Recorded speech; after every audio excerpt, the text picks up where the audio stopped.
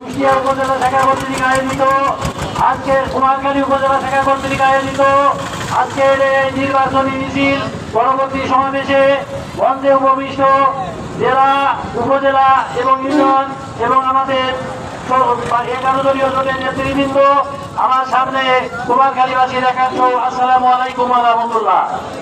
সম্মানিত ভাইয়েরা, আমরা এই কথা বলতে চাচ্ছি, বাংলাদেশ জামাত ইসলামী দেশে ন্যায় এবং ইনসাফ ভিত্তিক একটি সমাজ প্রতিষ্ঠা করতে চায়। আমাদের সম্মানিত আমির গত কয়েকদিন আগে ঢাকার হোটেল শেরাটনে আমাদের 26 দফা ইশতেহার তিনি প্রকাশ করেছেন, যার ইউটিউবের কপি আমাদের কাছে আছে। আমি আপনাদেরকে বলতে চাচ্ছি, আমাদের প্রত্যেকটা ইউনিয়নে অর্থাৎ কুমারখালীর 11টা ইউনিয়নে এইগুলো আমরা প্রজেক্টরের মাধ্যমে দেখাবো। আজকে রাত্রে অর্থাৎ সন্ধ্যার পর থেকেই শুরু হবে।